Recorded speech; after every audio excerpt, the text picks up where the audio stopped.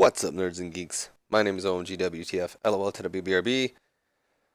Welcome back to more Total Extreme Wrestling 2016. We are playing against the WWF in the year 2001. We are booking the invasion angle. And we are running our first episode of WCW Thursday Night Nitro. Very historic night. It's being held in a historic arena, the Phillips Arena. Not even sure if that's historic, but Phillips Arena is it's special for one reason, because it's in Atlanta, Georgia, which is kind of like the birthplace. I don't know if it's the birthplace, but it's like the home, or was the home, of WCW. So it's like a return to home. Before we can start the show, we only had one locker room incident, positive, of course. It was The Undertaker passing along tips on psychology to Mark Jindrak, who's becoming a very, very promising prospect.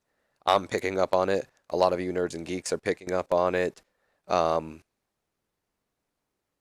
lot of the superstars are picking up on it, getting a lot of those opinions telling me to push him. So, Mark Jindrak, he's becoming very promising. So, like I said, Georgia, Phillips Arena, Atlanta, Georgia. I checked. Have a couple pre-show matches here tonight. First match, we get a C rating and a poor pre-show match. That's unfortunate. Jindrak and Stasiak defeating Al Snow and Steve Blackman when Jindrak defeated Blackman with the Mark of Perfection. Regal doing good work ringside.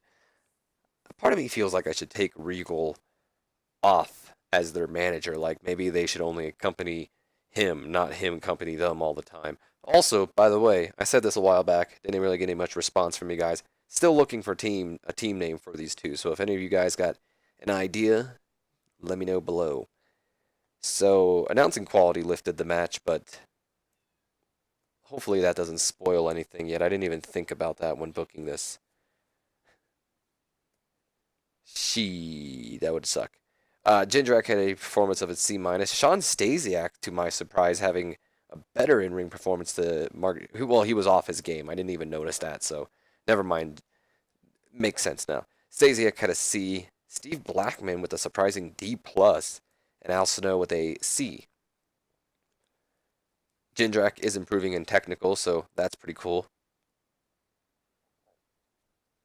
Alright, so far it doesn't look like it's going to do anything, so I'm not really stressing right now. I just hope no one has, for once in my life, I hope no one has like excellent chemistry on commentary or something. Because spoiler report, there might be some new commentators on tonight.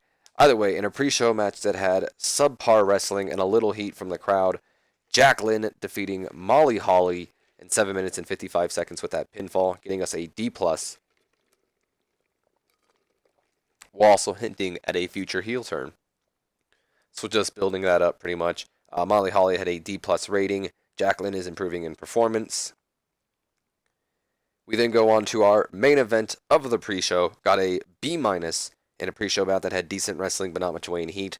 The team of Ron Simmons and Chronic, Brian Adams and Brian Clark, Team WCW as you may call them, defeating the Dudley Boys, Spike Dudley, Bubba Ray Dudley, and Devon Dudley, Team WWF, when Ron Simmons defeated Spike with a spinebuster. So Brian Adams had a C rating in the ring, Clark had a C-, Ron Simmons with a B, the best in the ring, Spike Dudley had a D+, Devon Dudley had a C+, Bubba Ray Dudley had a B-. Brian Adams is also improving in performance.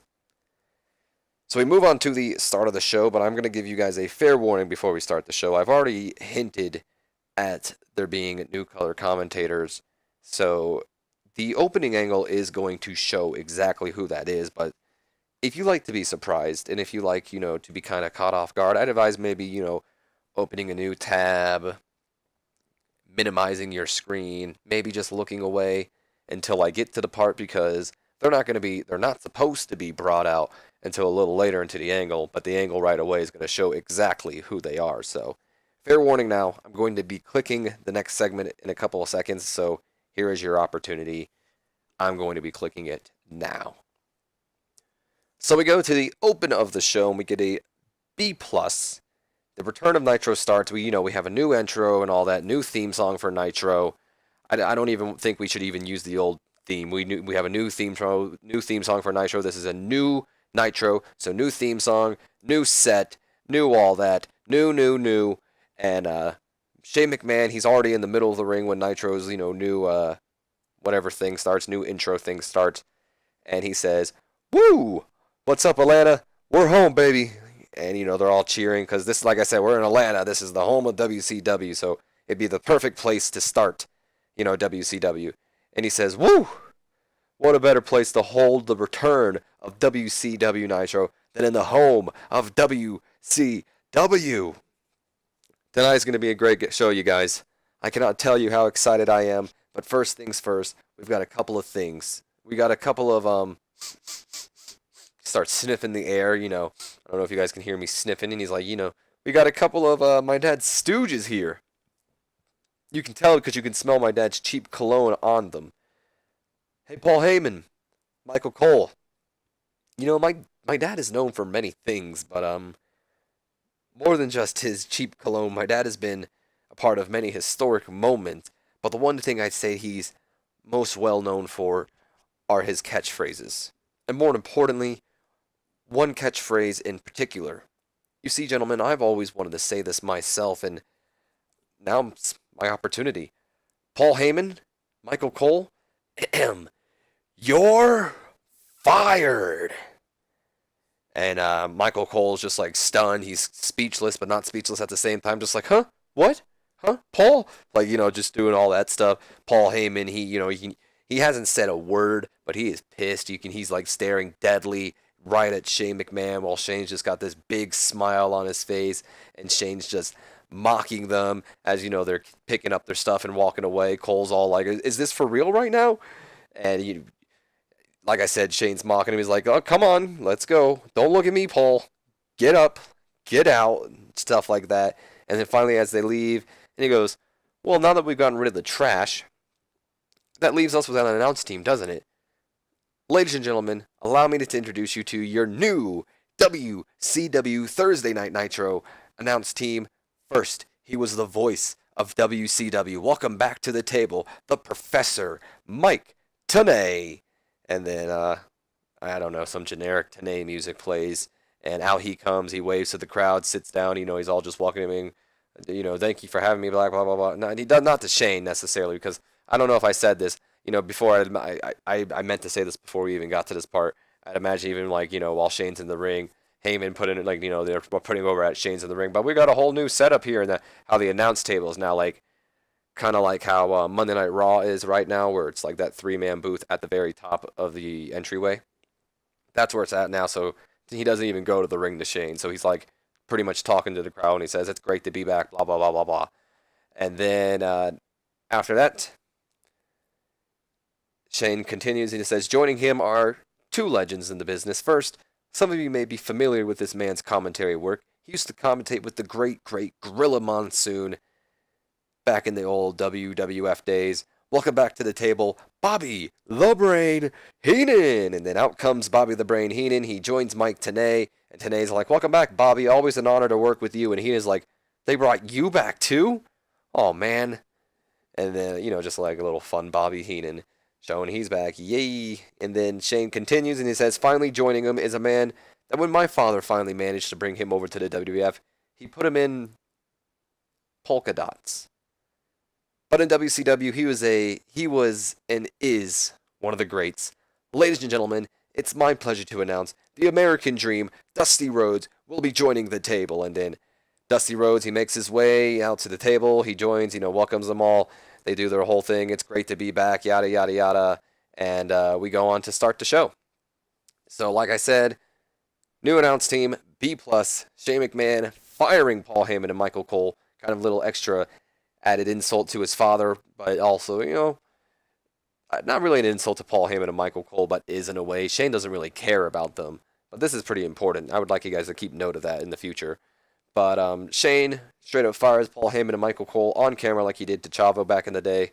Or a couple weeks back, not really back in the day. And they introduce our new announce team. Familiar faces to the WCW crowd, of course, being Mike Tenay and Bobby Heenan, who are both on the WCW color commentary team at one point. I think they only really announced Nitro together, unfortunately. And then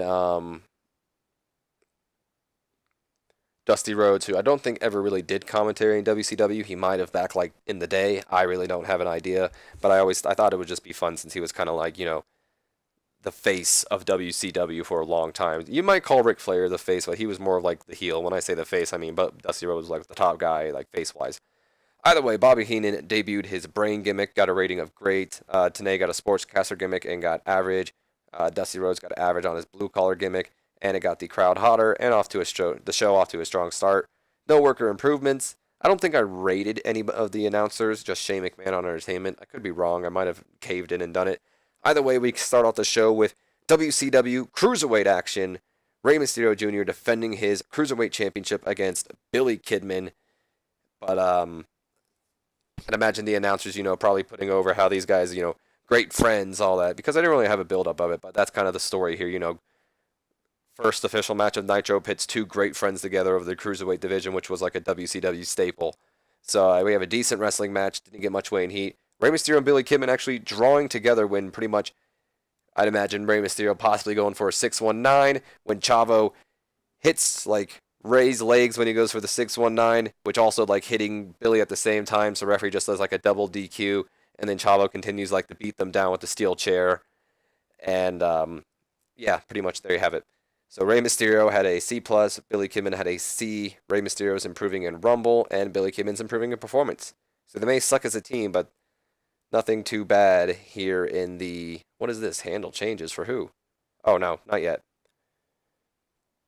And then we go on to our next segment, where Chavo now has a mic in his hand, still with the steel chair, and he says, he takes the mic, and he says, Shane, I know you're here tonight. Get your ass out here. I've got something I want to say to you. A few seconds, pass after a while, then Shane's music hits. He makes his way out to the entry, and he says, whoa, Chavo. What the hell do you think you're doing? Shane, you embarrassed me on live TV. Live? Live, Chavo? Come on, man, it was heat. It's not that big of a deal. Kind of like you. Looks like I'm going to need security again. Security. And then Chavo's like, no big deal. Man, I demand some respect. I'm a Guerrero, damn it. I'm a third-generation wrestler. I'm a warrior. And Shane's just, Chavo, I'm gonna have to ask you not to raise your voice on me again. But you know what? You say I embarrassed you. Well, prepare to be embarrassed again because I've decided to give you a shot to earn my respect and your job back. All you gotta do is beat another wrestler from a great wrestling family. In fact, you gotta face two. And that's when the Steiner Brothers music hits, and out comes Scott and Rick Steiner, and it looks like Shane has booked Chavo in a horrible situation. He looked dreadful in the segment. I don't blame him. He did get the crowd hotter, surprisingly, though. And a B-. That's pretty good for Chavo. No, there's no turn yet. No turn yet. Although, maybe... Not yet.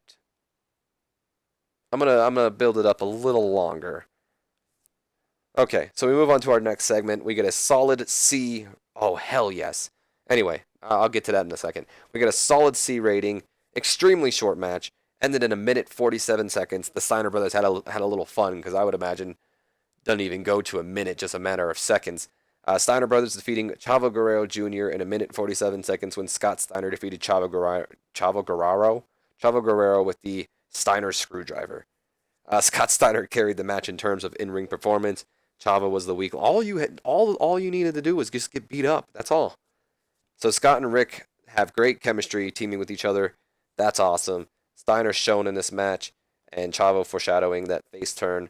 So Chavo had a C-, which is not bad compared to, the fact how he's like an opener, basically. Usually you see like D's on those guys. Rick Steiner had an in-ring performance of a B-. I don't know why I even said in-ring performance, but whatever. And Steiner had an A*. Holy shit, Scott, calm down. No reason for you to be getting an A* in this squash match. I mean, I know it's all you really did was beat the shit out of him, but good lord, Scott. No, not yet. I said no. I did say no, but I meant, Either way, we then go to a B-. The match is over. Steiner's, they're looking to end Chavo for, they're having their fun. In rushes Matt and Jeff Hardy, who are looking to get some revenge after Invasion when the Steiner brothers attacked them from behind. They jump the Steiner brothers and they start brawling with them, but it doesn't take long for both Scott and Rick to gain the control back over the Chavo brothers. What am I talking about? The Hardy brothers are the WCW Tag Team Champions, if you want to call them that too. And they take them down once again, and then they pose over them, standing over them with the WCW Tag Team titles as we fade into a commercial break. So the Hardy Boys, looking to get a little revenge, but Steiners are some big boys. Come on. Not a good idea. So something I was talking about in the pre-show, and now that we know who the announcers are, it's cool to point this out. They're going over. Usually we say we have things where like, oh, the announce team sucks. Announcing quality lifted the segment, color commentary. Team WCW over here with Dusty and freaking Bobby Heenan and Mike Tenay. They're doing good. Scott Steiner also looked good. No worker improvements though, but it's just an angle. We come back from our commercial break. We get a B+. We see Lord Steven Regal alongside his bodyguards, Mark Jindrak and Sean Stasiak. They're in his office drinking tea when Shane McMahon walks in and he says, Regal! And Regal maybe chokes on his tea a little bit. He goes, Mr. McMahon, what can I do for you? Please, Lord Regal. Like I've been telling everyone all day today, call me Shane. Mr. McMahon is my father. But anyway, I stopped in to see what you have planned for our main event tonight. Man, I hope it is huge. Oh, it will be, Mr. McMahon. I promise you that. I mean Shane. And then the door opens, and then Regal smiles. He goes, in fact, here comes one of our competitors in tonight's main event.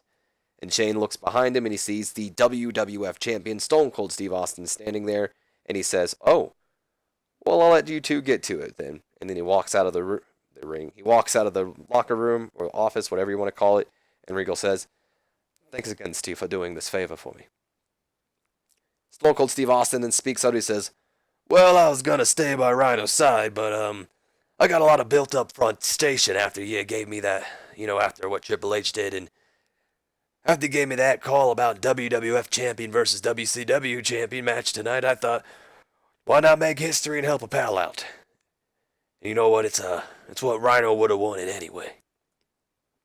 Oh, I'm sure it's hard to go from doing Stone Cold to a Regal. Let me take a drink after that one. Great, my drink's out.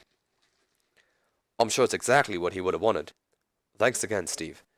And we now have our main event for the night, as it will be WWF champion Stone Cold Steve Austin versus WCW champion Booker T in a historic match as it pits the two top champions from both companies against each other for the first time ever. Unfortunately, in this segment, we see the same problem that we see with JR. Whenever Stone Cold Steve Austin's on the screen, the announcing just can't keep up with him, as Bobby Heenan, Mike Tenay, and Dusty Rhodes were all weak. Stasiak also performed poorly. Stone Cold Steve Austin just exudes this presence that no one can, Mark Jindrak, on the other hand, he learned from it. He was like, yeah, I'm developing better performance skills. Steve Austin, thanks, man, for all that knowledge. Stasiak couldn't handle it. That's why he performed poorly. He was like, this is too much talent. I don't know if I can handle this. Stone Cold Steve Austin, you're the man. We then go to a C+. We're backstage, and we see Canyon. He's, rubbing his head. He's kind of annoyed here, while you just have Hugh Morris, in the background, blabbering, being annoying in the background. He's like, oh my God, Canyon. Tonight, if we can beat the Natural Born Losers, which, we will then, you and I, will be the first two official WCW superstars in history to be in the King of the Ring tournament. Isn't this exciting? Canyon just says, don't you ever shut up? Ever. But you know what, Hugh? You're right. We've got an opportunity of our careers. And while things may not have gone our way at Invasion, Shane has given us an opportunity. So don't mess it up. And Canyon came across well, and that sets up our match. We know for a fact that Hugh Morris and Canyon will have a chance to get in the King of the Ring tournament, and that's next. C+, it says handle changes. I'm going to start doing this for a couple WCW superstars. So far, these are the only two I've done it for. But since WCW's kind of been on TV more, and I imagine fans becoming a little bit more fans, or, favorable for some other people, I've decided that I'm going to be teasing face turns for some, WCW guys, because I'd imagine some WCW guys becoming fan favorites, kind of like how Billy Kidman and Rey Mysterio are already fan favorites. And I feel like fans would get kind of, they would fall in love with the annoying Hugh Morris Canyon angle here, where they'd, fall in love with the lovable, Hugh Morris and hope maybe that Canyon would finally become his friend. And the way I think I'm going to book this, as you know, you maybe see it here. We have gimmick changes and the face change, but we're not doing this just yet. Even with Hugh Morris over here, I thought it should. Maybe I didn't do it for Hugh Morris yet. That sucks. I thought I did. Either way, why would he even do this? We have gimmick changes. We already saw the gimmick change for him, but I'm thinking more like a Pinky in the Brain kind of style here. But either way, just thought you guys would find that interesting. So we go on to our match. I already announced who they're facing, by the way, and I tried to hide it from you guys.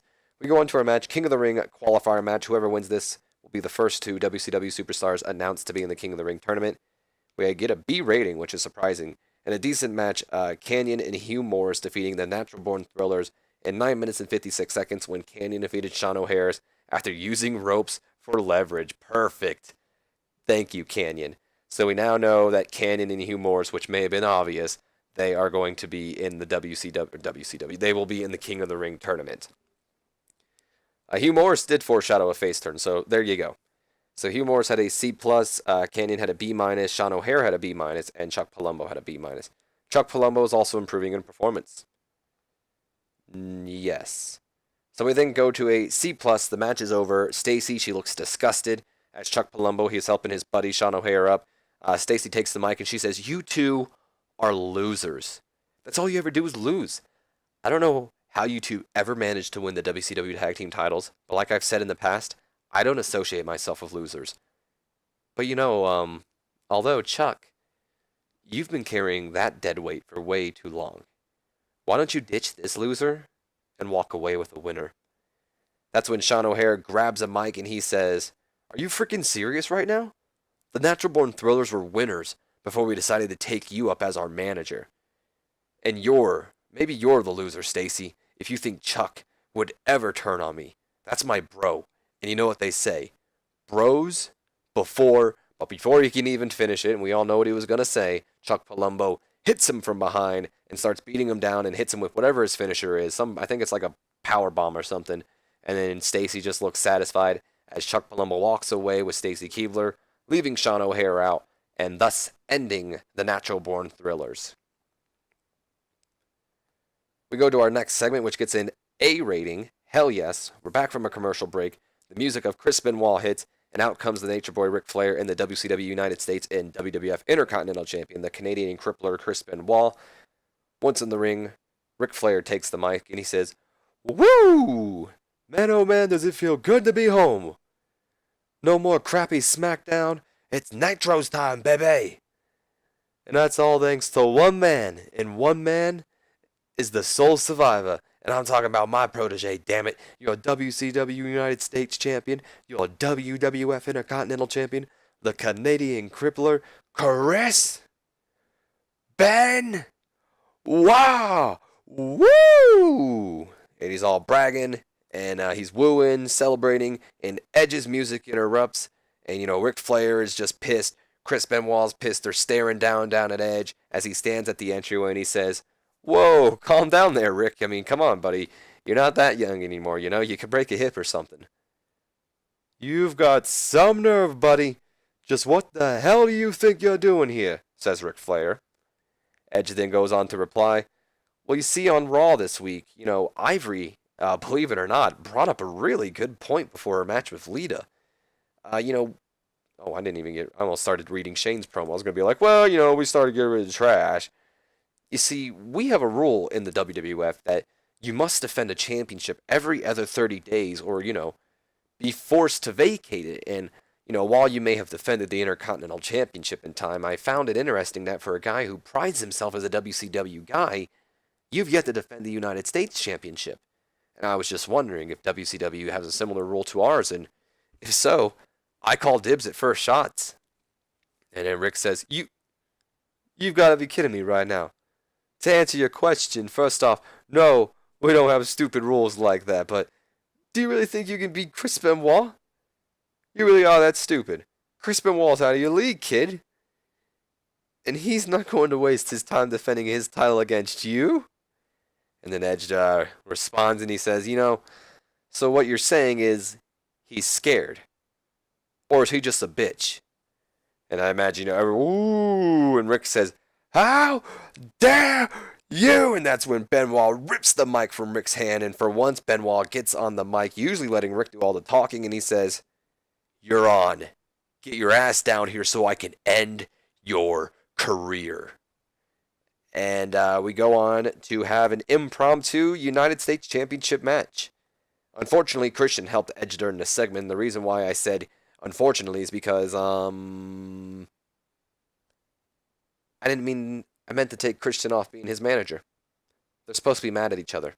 That sucks. Chris Benoit came out looking excellent in this. Unfortunately, Edge did not come out looking good. But when you're in the ring with the Canadian crippler, the future nature boy, it's a little hard. You get a little outshone, I guess. We go on to our match we go on to our match. What? What is this bullshit?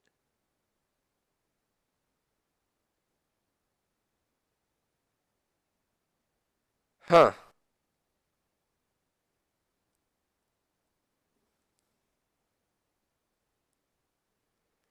Well, that fucking sucks.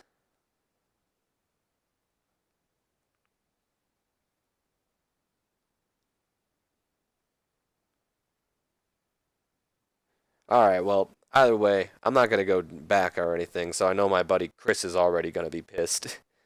But either way, we have a good match. Benoit defeating Edge in 12 minutes and 40 seconds after Ric Flair interfered, and he made his first defense of the United States Championship, getting a B rating. Edge had a C+, and Benoit had an A rating. Somehow the Kurt Angle storyline, did he interfere like I scheduled?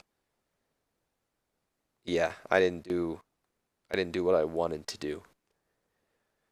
So originally,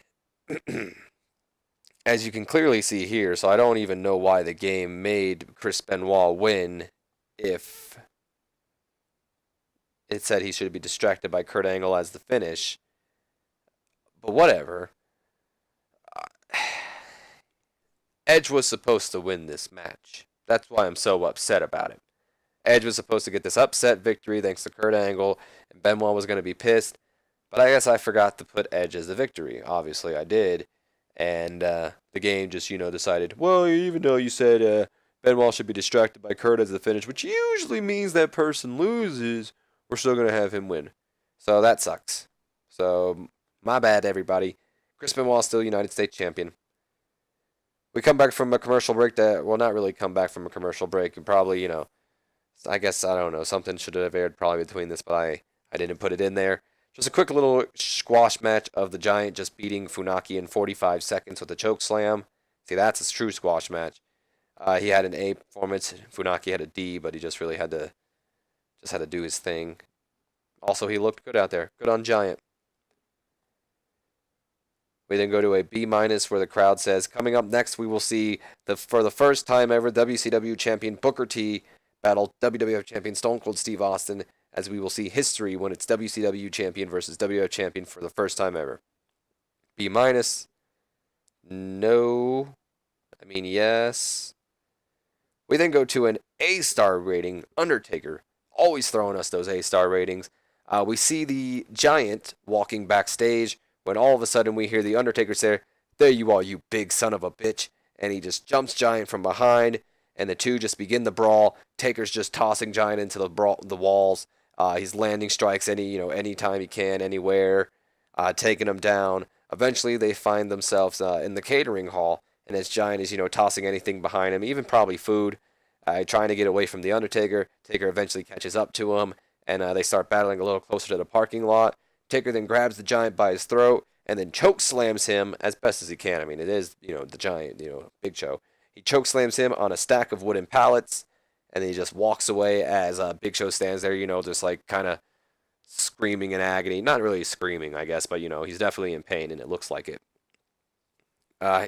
Again, the announce team's, not doing well in those segments right there when it's too good.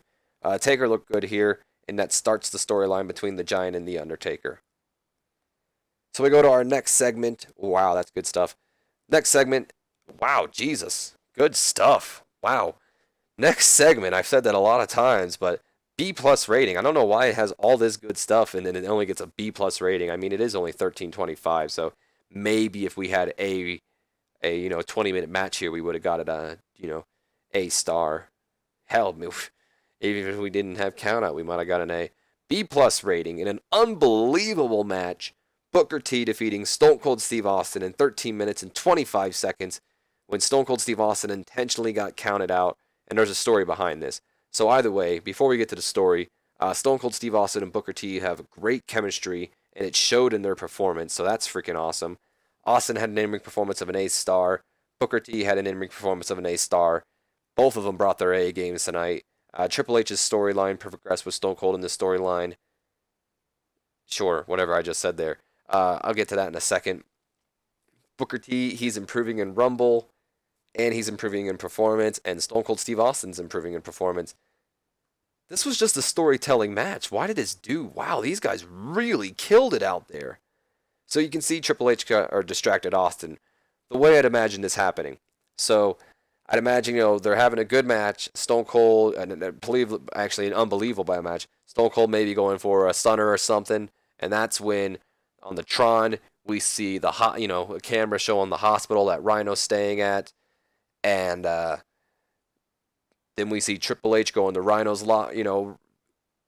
we see Triple H at the hospital pretty much, and he asks where's Rhino's room, and Stone Cold, being worried about his protege, ditches the match, runs off, gets counted out, and Booker T, is sitting there like, yeah, I won. So that's how that pretty much ended. This did really well. So look at this. Austin got bonus for charisma, star quality, morale, good gimmick. Charisma for Booker T, star quality, and morale for Booker. Chemistry together. Earl Hebner was apparently the referee, even though it should have been Nick Patrick. These guys killed it tonight. Good fucking job, guys. Wow. Unbelievable match. Look at that. Good job. And then we end off the show. Booker T, the math is over apparently when I meant to say match. Booker T, he's celebrating. Just beat the WWF champion, maybe by count out, but still beat him. He's celebrating, and that's when Chris Jericho jumps him from behind, running in from the crowd, jumps him from behind, and he turns Booker around, locks him in the walls of Jericho. Booker T is screaming there in pain, tapping out, screaming, and then Jericho keeps the hold locked in until we have security come rushing the ring. Jericho slides out, runs back through the crowd, while security's, just checking on Booker T and all that, and that ends off the show. B plus to end it off. Booker came across well. Jericho came out looking excellent. Very good. We end the show. A rating to end it. That's 2 A ratings, 1 week. Hell yes. Increased our popularity in 17 regions. Yeah. Vince McMahon, take notes. This is how WCW should have been booked. Look at this. Look at this. First rating on the show. Then again, it's just no one else is on. Nitro was filmed last night. Feedback from viewers has been awesome. Fantastic reviews. Nitro's back, baby. Headliners read it. Scott Steiner's opinion. Sean Stasiak. Poor in-ring psychology. The kid is shit. He says not worth keeping around. He would say that. The kid's shit. Get rid of him. That's what he would say. We know that's what he would say. Oh boy, here we go. We got some incidents. So Chris Benoit wants a pay raise. He thinks he's worth $52,000, requesting a $27,000 pay raise. A little bit more. I'm going to give him a 75%. He's pleased. Good. What we got with Canyon? Steroid user. Fine. He's unhappy. Jeff Hardy is... That's fucking funny. Canyon's like, man, dude, I'm taking these steroids and Vince fined me. And Jeff's like, yeah, dude, you're a fucking druggie. That's funny. Look, Kurt Angle's about to do it too. Steroids, fine. Hey, his behavior improved. He's happy. Kurt Angle's happy. Thanks, boss. Thanks for fining me. Canyon, take notes. Take notes. Oh boy. How long have we been recording for? Pretty long time. Let's check out storylines real quick and then let's end this off. Look at that. Starting off with an A?